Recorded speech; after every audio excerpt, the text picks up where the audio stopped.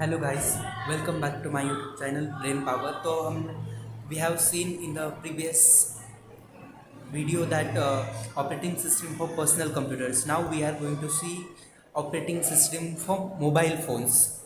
So there are many different operating system for mobile phones and devices. These are Android, Asha, BlackBerry, iOS, Windows Phone, etc. We are familiar with Android, iOS. Android we mostly use. So first is Android. Android is a free and open source operating system provided by Google. It is most popular OS amongst all others. मतलब Android जो है हम rarely use करते हैं, सबके पास commonly Android ही होता है। Second operating system है Asha. Asha is use by Nokia phones. This is close source software. Asha जो है, आशा ऑपरेटिंग सिस्टम के लिए पे करना पड़ता है और क्लोज सोर्स सॉफ्टवेयर है। और ये आशा जो है मेनली नोकिया फ़ोन्स में ही यूज़ होती है।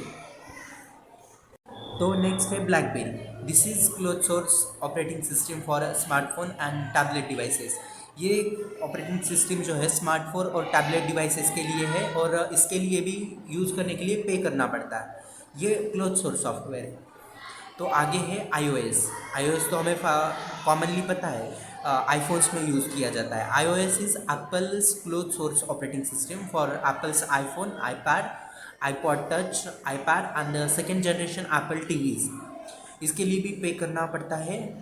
ये क्लोज सोर्स सॉफ्टवेयर है और iOS के ही फ़ोन्स में ऑपरेटिंग सिस्टम या यूज़ होती है iOS वाली। नेक्स्ट है Windows phone. Windows phone is developed by Microsoft as a close source operating system for mobile phones. Commonly Windows के भी फ़ोन्स हैं, ज़्यादातर वो हम यूज़ नहीं करते वो, तो उसको भी ऑपरेटिंग सिस्टम वाला फ़ोन है। तो हमने यहाँ पे देखा एंड्रॉयड, आशा, ब्लैकबेरी, iOS, विंडोज़ फ़ोन, ये operating system for mobile phones है। हम आगे देखेंगे कंप्यूटर नेटवर्क। तो कॉमनली कंप्यूटर नेटवर्क क्या होता है? मतलब सभी कंप्यूटर्स को एक जगह से कनेक्ट, मतलब नेटवर्क मिलता है। हम जो भी सर्च करते हैं उस नेटवर्क के ज़रिए ही हम सर्च कर पाते हैं। तो हम जो भी सर्च करेंगे हमें उसके रिजल्ट्स मिलेंगे। तो वो कैसे मिलेंगे? नेटवर्क से मिलेंगे। तो इंट्रोडक्शन देख लेते हैं। It is a group of interconnected computers और devices to have communication with in themselves. A computer network consists of all collection of computers, printers and other equipment that is connected together so that they communicate with each other. So एक computer के साथ दूसरे भी computers हम connect कर सकते हैं। उसके साथ प्रिंटर, प्लॉटर, माउस, कीबोर्ड, ऐसे बहुत सारा एक कनेक्शन होता है उनके साथ। हम डायरेक्टली हमें कुछ सर्च करने उसकी प्रिंट निकालनी हो तो हम डायरेक्टली प्रिंटर से निकाल सकते हैं। तो ये क्या होता है? कंप्यूटर नेटवर्क होता है उनका। अभी कंप्यूटर के कौन से मतलब टाइप्स कौन से हैं? Types of networks, there are three types of networks based on the geographical area they cover: LAN, MAN, WAN. The entire use and implementation of these types depends on upon the geographical area they cover. That LAN covers smallest area, MAN covers and larger than LAN, and WAN comprises the largest of all. तो first देखेंगे हम LAN, that is local area network. ये सबसे छोटा network है। LAN covers small geographical area, size is limited to a few kilometres and are privately owned. A such area is limited to areas such as office building, home, hospital, schools, etc. It covers a short distance and so the error and noise are minimized. LAN is easy to set up. Data transmits at a very fast rate as the number of computer link are limited. It is a expensive hardware and maintenance cost is also low. तो local area सबसे छोटा ही है। Commonly local area का network होता है building to building, hospitals में या schools में ही सिर्फ ऐसा छोटा सा नेटवर्क होता है इसका। और लैन जो है सेटअप करने के लिए भी इजी होता है और इसका मेंटेनेंस कॉस्ट भी ज़्यादा नहीं आता है और इससे डिस्टर्बेंस भी नहीं होता ज़्यादा इसका जो। और लैन को सेटअप करने के लिए ज़्यादा एक्सपेंसिव भी नहीं होता और उसका मेंटेनेंस कॉस्ट भी कम आता है। तो हम देखेंगे अभी आगे। वहाँ man is metropolitan area network है। ये लैन से थोड़ा बड़ा और वैन से छोटा है। तो MAN is larger area than that of a LAN and smaller area as compared to वैन। It connects it connects two or more separate computers that reside in the same or different cities. It covers a large geographical area and may serve as an ISP, internet service provider. It is hard to design and maintain a metropolitan area network. Example of a WAN are the part of the telephone company network that can provide a high-speed DSL line to the customer, or the cable TV network in a city. तो ये WAN से थोड़ा छोटा और local area network से थोड़ा बड़ा minimum size का है। मतलब ये दो अलग अलग सिटी में जो कंप्यूटर्स है उनको कनेक्ट कर सकता है। और ये बहुत it covers a large geographical area, ज़्यादा जोग्राफिकल एरिया कवर करता है। मतलब हम एक सिटी से दूसरे सिटी के कंप्यूटर को कनेक्ट कर सकते हैं एक जगह। और ये इसका नेटवर्क को डिज़ाइन करना हार्ड है, और इसका कॉस्ट भी ज़्यादा आता है मेंटेनेंस का। और जैसे एग्जांपल है मैन का मेट्रोपॉलिटन एरिया नेटवर्क का एग्जांपल है टेलीफोन कंपनी नेटवर्क। तो हम आगे देखेंगे हमारा last network type of network है वाइड एरिया नेटवर्क। मतलब लैन और मैन से भी बड़ा वाइड एरिया नेटवर्क है वैन। ये ऑब्वियसली ये फिर ज़्यादा एरिया कवर करेगा, इसका मेंटेनेंस कॉस्ट भी ज़्यादा होगा। Wide area network is a computer network that x tends over large geographical area. It might be confined within the bounds of a state or a country. A WAN could be a connection of LAN connecting to other LANs via telephone lines and radio waves. The technology is high speed and relatively expensive. A communication medium used for WAN is telephone network or satellite link. Due to long distance transmission, the noise and error tends to be more in WAN. ये design करने के लिए hard है और इसका cost भी expense इसका ज़्यादा आता है। और ये बड़ी नेटवर्क है तो इसका नॉइज़ और एरर भी होता है। और इसे हम स्टेट टू स्टेट कनेक्ट कर सकते हैं, एक स्टेट से दूसरे स्टेट, क्योंकि ये बड़ा वाइड एरिया नेटवर्क है। तो हमने टाइप्स ऑफ नेटवर्क में देखा मैन दैट इज़ लैन सबसे छोटा है लोकल एरिया नेटवर्क, फिर आता है मैन मेट्रोपॉलिटन एरिया नेटवर्क, और इन दोनों से भी बड़ा आता है लैन, और मैन से बड़ा आता है वैन that is wide area network. तो हम अब आगे देखेंगे नेटवर्क कॉन्फ़िगरेशन। क्या होता है basically network configuration? Network configuration network architecture is the design of a computer. मतलब कैसे डिज़ाइन किया गया है इनमें। So, network architecture is the design of a computer network. It is a framework for the specification of a network, physical components and their function, organization and configuration. Two of the most widely used types of network architecture are peer-to-peer client server. ये network configuration के दो architectures है, एक तो है पीर to Pir and दूसरा है client and server. मतलब नेटवर्क कॉन्फ़िगरेशन मतलब नेटवर्क आर्किटेक्चर, मतलब उसे कैसे डिज़ाइन किया गया है। तो फर्स्ट हम देखेंगे peer to peer. In this type of architecture all the machines called as peers have the same status and they can communicate.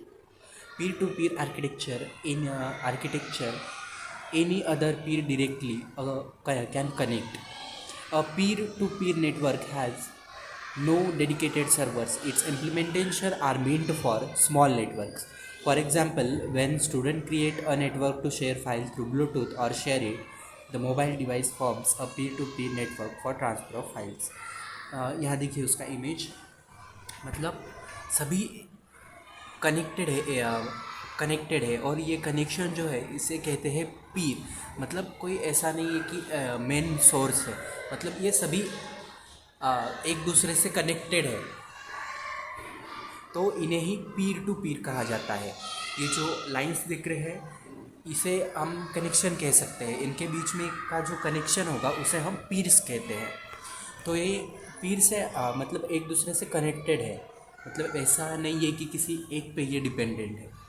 तो हम आगे देखेंगे क्लाइंट सर्वर आर्किटेक्चर। तो ये इसका क्या होता है, एक मेन जो होता है सर्वर होता है, और बाकी के सब जो इससे जो बाकी के कंप्यूटर्स जुड़े हैं तो उन्हें क्लाइंट्स कहते हैं। तो इसमें this type of architecture is most suitable for larger network. So there are two types of machines in network: client and server. Client, a computer which is seeking any resource from another computer, is a client computer. For example, downloading an image file from a website, browsing internet, intranet, etc. The network user normally use a client computer to perform his day-to-day network. The network user normally use a client computer to perform his day-to-day work. And server, if a computer has a resource which is served to another computer, it is a server computer. The client establishes a connection to a server and access the server services installed on the server. A server is not meant for a network user to browse on internet or do spreadsheet work. For example, multimedia server, file storage server, web server, etc.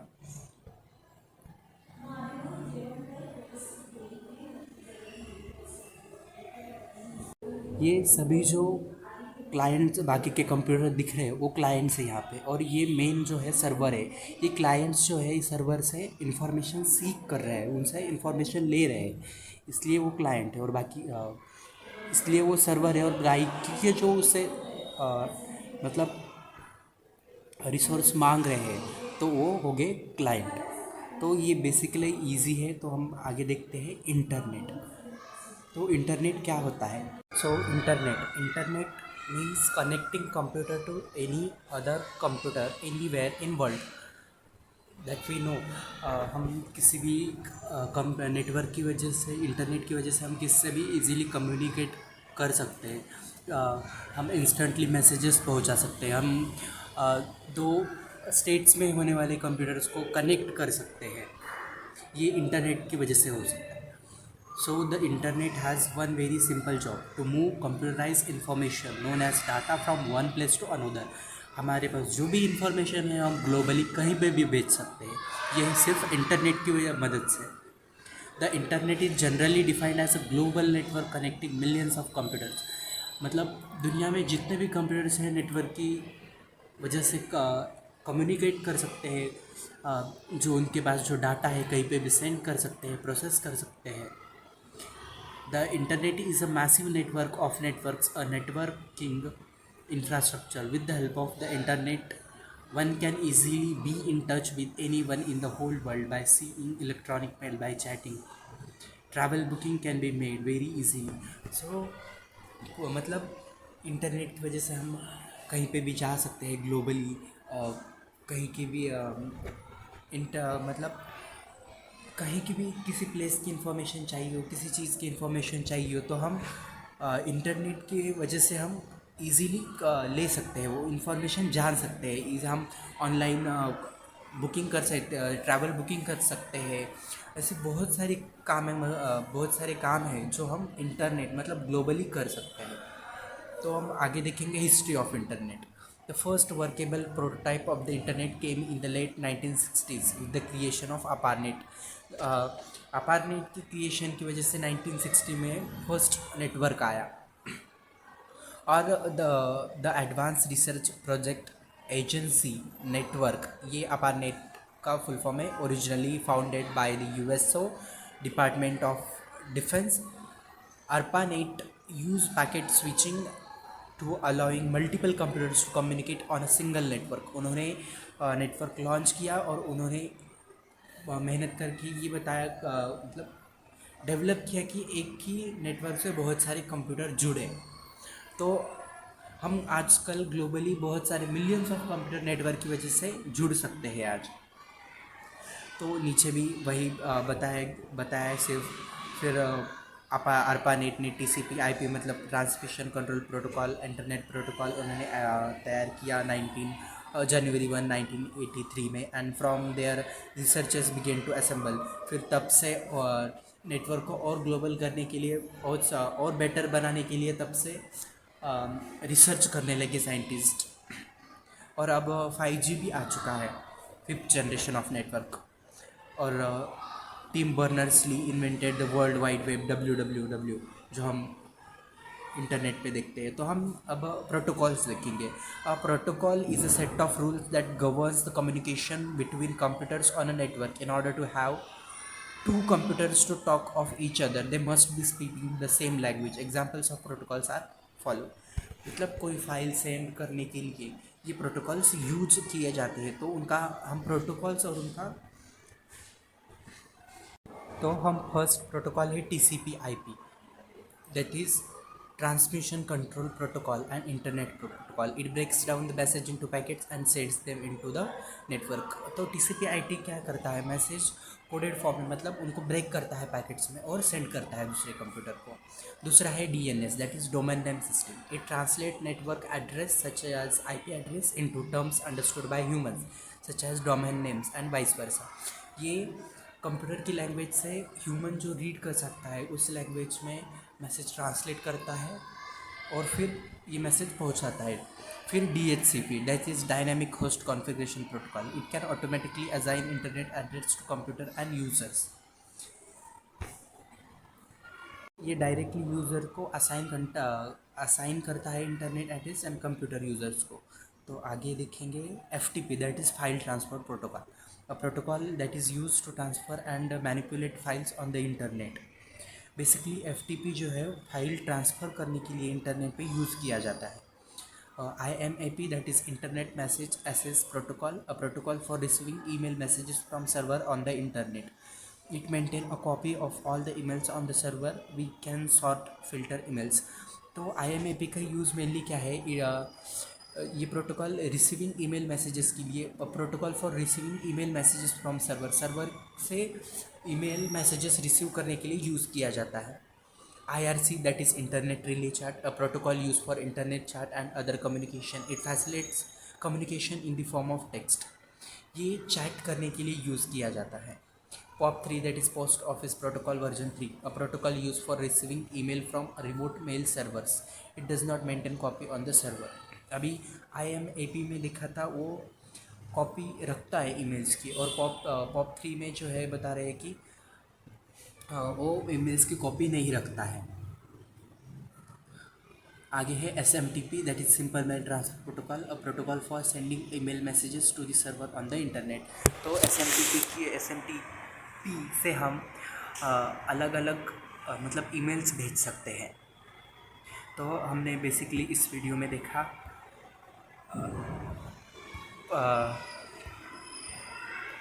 का operating system for mobile phones, then देखा computer network, that is local area network, metropolitan area network, wide area network. फिर देखा हमने network configuration, और उसमें देखा हमने peer to peer architecture and client server architecture. Internet देखा, फिर उसके बाद हिस्ट्री ऑफ इंटरनेट, और लास्ट में हमने देखा अभी प्रोटोकॉल्स।